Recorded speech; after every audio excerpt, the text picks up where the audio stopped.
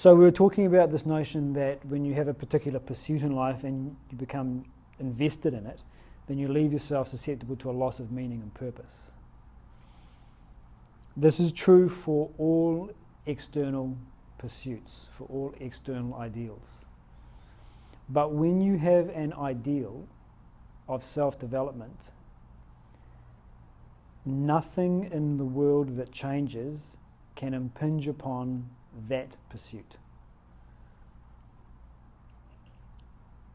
The sense of drive, the sense of meaning, the sense of purpose, the direction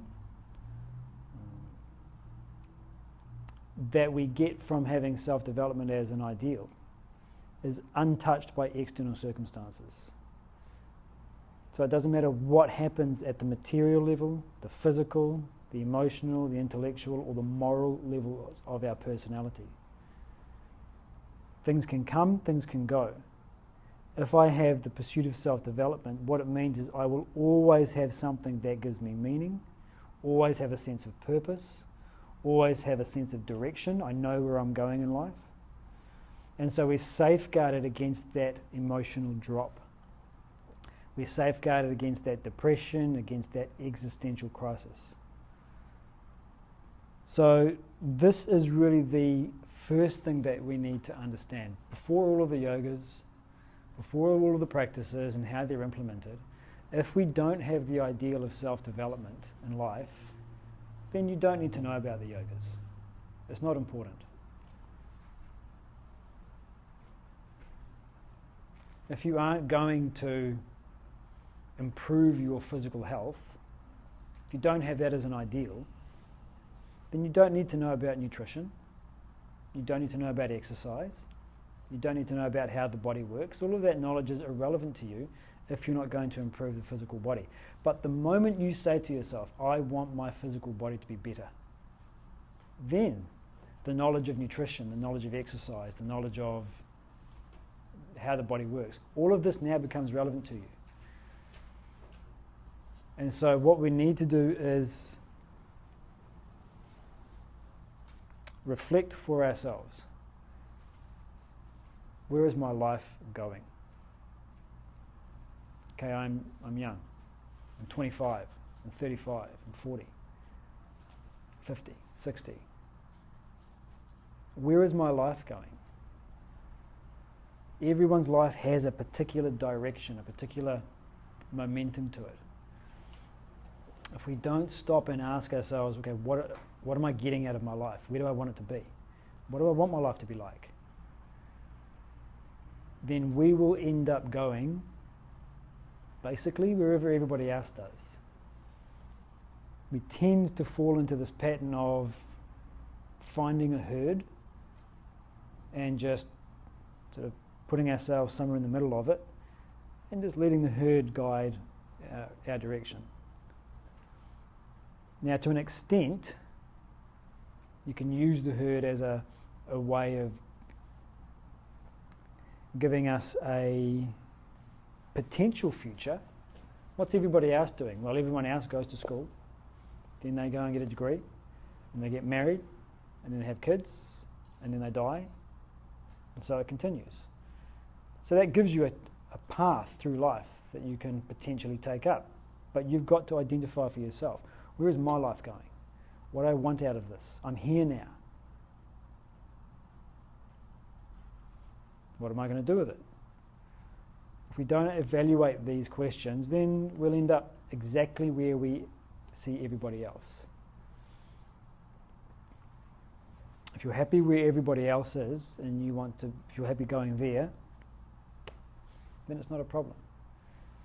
But if you want something a little more than that, and everybody does, everybody wants more out of their life than they see the average person having. Everyone wants to be just a little above average. Someone wants to be a lot above average. Someone else wants to be number one. Right, but irrespective, no one has the ideal of, I just wish I was a little below average in the class. I just wish I was a little below the average wage. I just wish I was a little bit below average intelligence. No one says that. But you can imagine someone saying, I don't need to be the brainiest person, but I just wish I was a little above the average. We all want a little lift, so none of us wants to be where the herd is, because the herd is the average. But we're not going to get there by thinking about it. We're not going to get there by wishing it to happen. We're not going to get there by having nice fantasies about it. All right? Have you guys read The Secret? Good, throw it away. You are not going to get anywhere just because you think about it. I'd like to be 6'5". Oh, so I'll sit here and think about it. I'd like people to like me, so I think about what it would be like to be popular. I want to be really smart, so I think about what it would be like to be smart. No, it's not going to work. This is magical thinking. Magical thinking is an immature state of development where we believe that whatever I think happens in the external world. It does not work that way.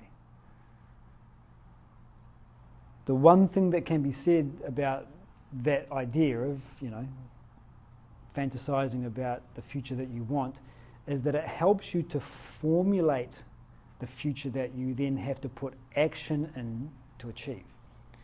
So it's a good idea to fantasize about the future that you want, so that you get a very crisp, very clear definition of who you want to be and what you want your life to be like. 1 year down the track, 10 years down the track, 30 years down the track, the last 5 years of your life. So it's good for that regard. And it gives you an emotional lift as well. If you think about that ideal, yes, I want it. But all of this stuff is only good for giving us the impetus to put in the action. So that's what it's good for. It's good for inspiring us to act, but it is the action that creates the effect, not the wishing. The wishing only creates further wishing, which sets us up for disappointment if we don't achieve it. Put it this way, if you are, let's go back to the idea of cigarettes. If you are someone who is a smoker and you've left your pack in the car, what do you see everywhere? Cigarettes. Where will you be naturally drawn to? Places that have cigarettes. What do you notice in the world around you? Cigarettes, smokers.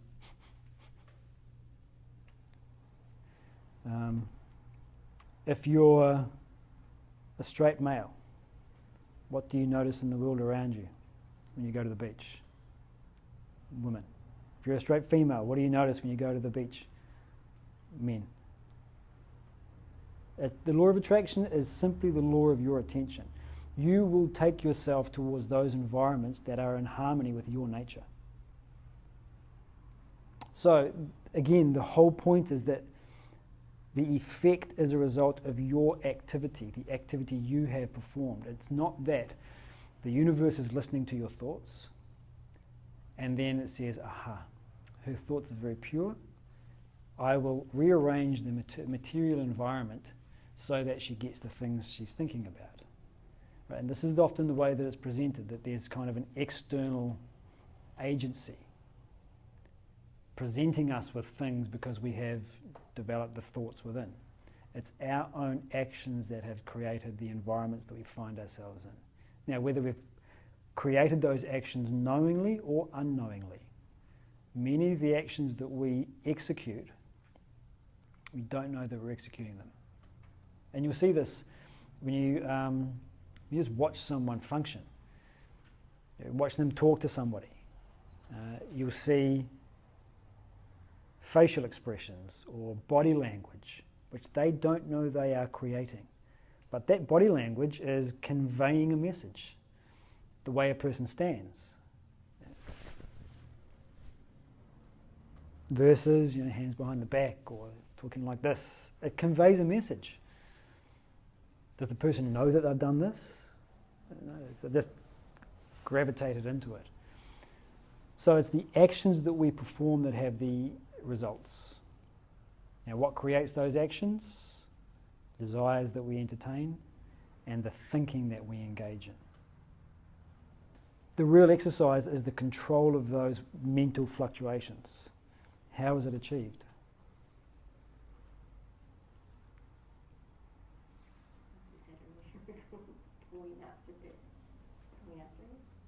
Well, you want to control the fluctuations themselves, right? Self-study, Yep. discipline. Discipline. So what does discipline mean? The essence of discipline is the intellect deciding the activity and not the mind. Right, so let's say that you have to practice every morning, right? You've got your yoga practice that you're teaching and that you're studying and all the rest of it, so you have to practice every morning. At 6 a.m. you get up and you do your practice. It's midwinter. 6 a.m. it's dark. I don't really want to get up and practice this morning. If you are disciplined, what happens next? You get up at 6 p.m. Yeah, but what happens before you get up?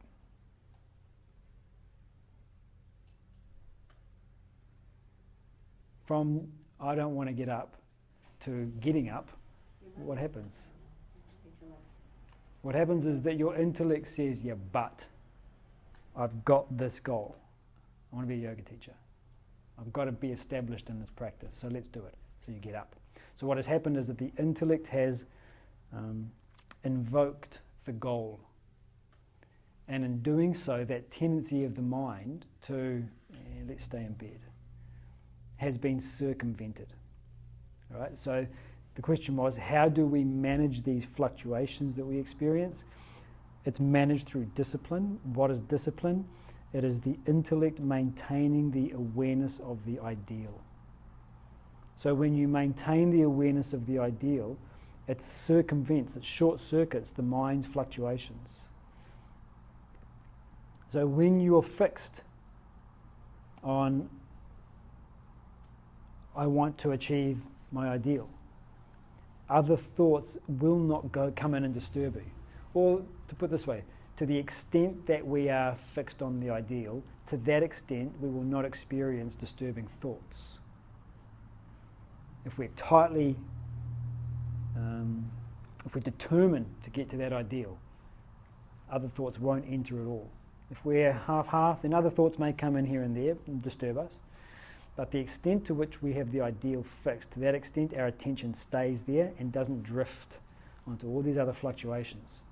I'll give you an example. Let's say you're at your home or your workplace and you just notice in the waste paper basket a thin tendril of smoke rising from within.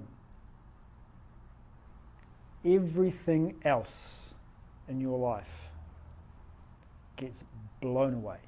Everything else comes second.